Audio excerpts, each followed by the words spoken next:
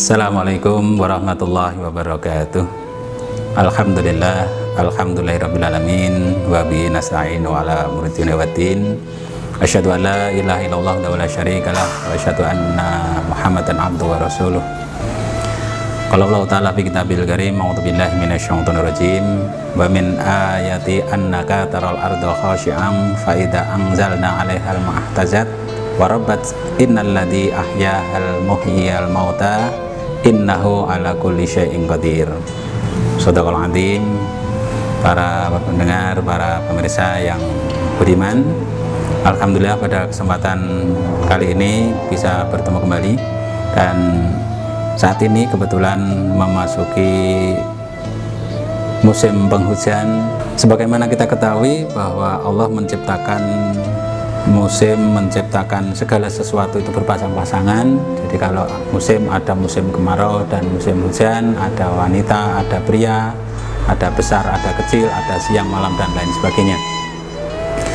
Pada musim hujan ini ada beberapa hal yang perlu kita perhatikan, dan kita ketahui bahwa musim hujan ini merupakan nikmat dari Allah yang harus kita syukuri, karena banyak saudara-saudara kita yang sangat membutuhkan air untuk kehidupan mereka, untuk memenuhi kebutuhan mereka, dan lain sebagainya.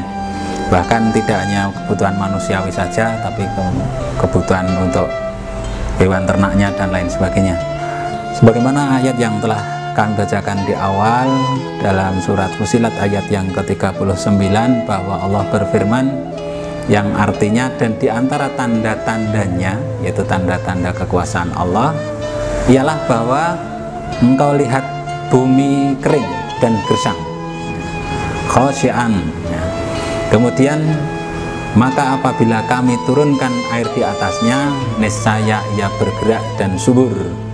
Sesungguhnya Tuhan yang menghidupkannya pastilah dapat menghidupkan yang mati.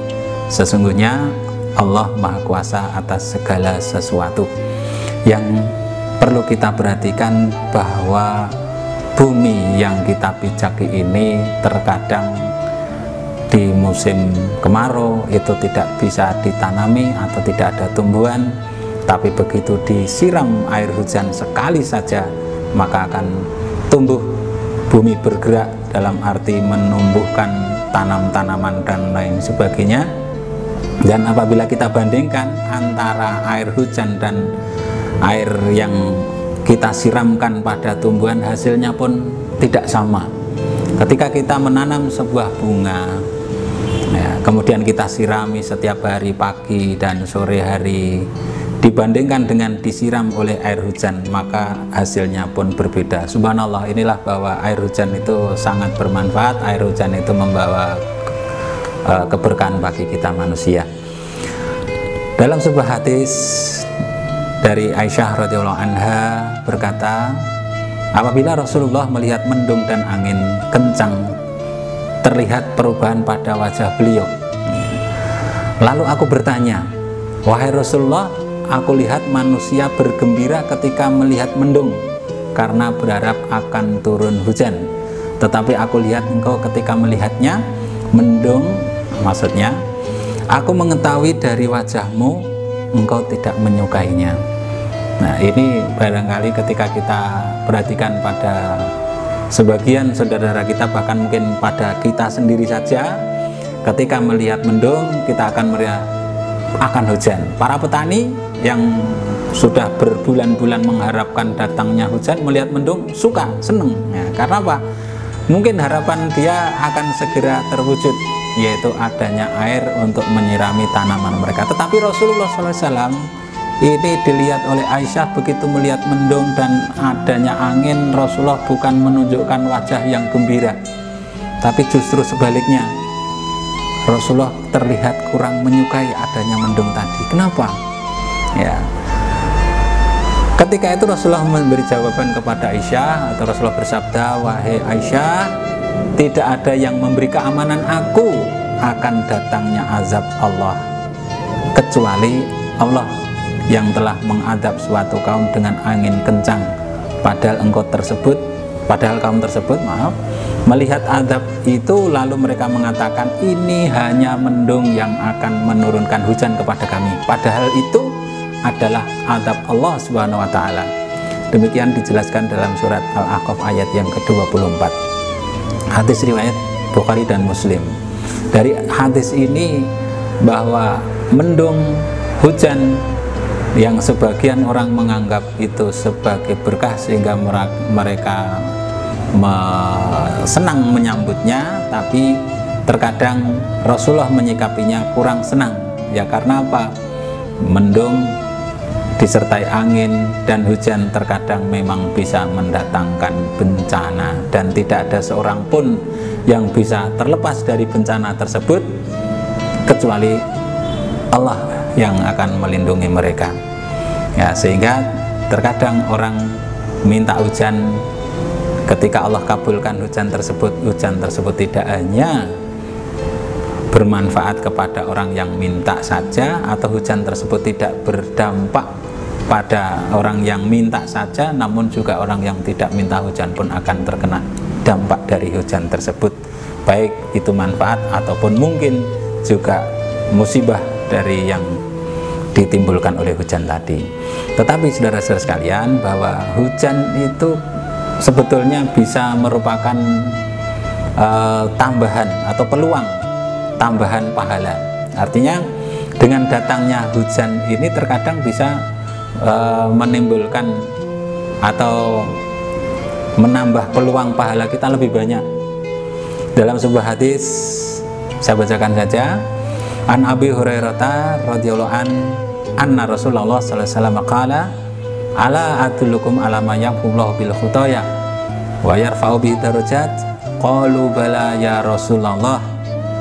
Qala isbagul wudu alal makarih wa khuta ilal masajid wa tidarus shalah ba'da salat. Dari Abu Hurairah radhiyallahu an bahwa Rasulullah sallallahu alaihi wasallam bersabda,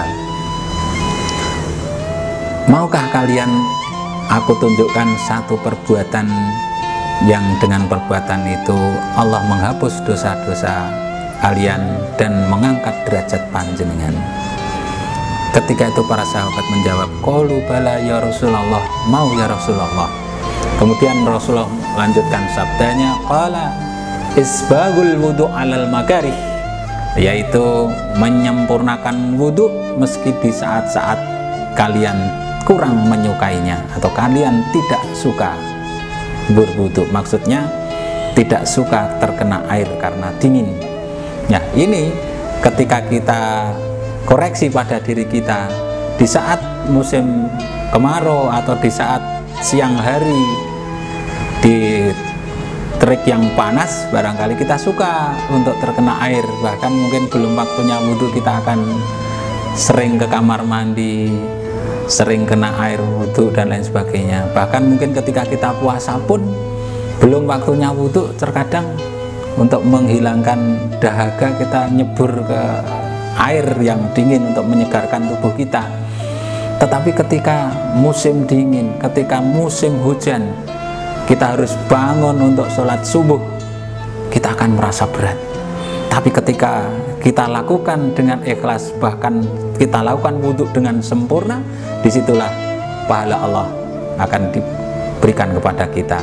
Karena menyempurnakan wudhu, maka akan dihapus dosa-dosa kita dengan wudhu tadi. Kemudian juga kegembiraan para salafus soleh, kegembiraan para sahabat ketika datangnya musim dingin, itu ada beberapa. Di antaranya Umar bin Khattab mengatakan, qala Umar radhiyallahu an, asyita'u ghanimatul abidin, bahwa musim dingin itu adalah ghanimah, bonus bagi para ahli ibadah. Ibnu Mas'ud mengatakan, marhaban bisyita tangzilu fihil barakah wa yatulu fihi lailu lil qiyam wa yaksuru fihi naharu lisyam. Jadi Ibnu Mas'ud mengatakan bahwa selamat datang musim dingin, karena dengan musim dingin mendatangkan barokah, di mana malam terasa panjang untuk sholat malam, siang harinya terasa sempit atau terasa pendek untuk melakukan puasa. Ya, karena malam hari kita lebih nyaman kalau berselimut, kita tidur menghangatkan tubuh. tapi harus bangun untuk melaksanakan sholat, sehingga malam itu terkadang bagi orang yang malas terasa sangat panjang, sementara siang hari amat terasa sempit karena mendung dan lain sebagainya. Kemudian Al-Hasan mengatakan, nikmat zamanul mu'min asyida lailuhu tawilun yakumuh wa naharu qasirun yasumuh. Al-Hasan mengatakan bahwa zaman atau musim yang paling menyenangkan bagi seorang mukmin itu adalah musim dingin. Malamnya terlalu panjang untuk melakukan sholat, siang harinya terlalu pendek untuk melakukan puasa. Nah, inilah beberapa hal yang perlu kita hadapi, perlu kita pahami. Mudah-mudahan ada manfaatnya. Yang intinya tetap kita melihat bahwa musim hujan itu merupakan takdir Allah, merupakan nikmat Allah yang harus kita syukuri, namun juga bisa menjadi musibah yang perlu kita waspadai. Demikian, mudah-mudahan ada manfaatnya. Mohon maaf atas segala kekhilafan dan kekurangan. Akhir kalam, billahi taufiq wal hidayah wa ridha. Wassalamualaikum warahmatullahi wabarakatuh.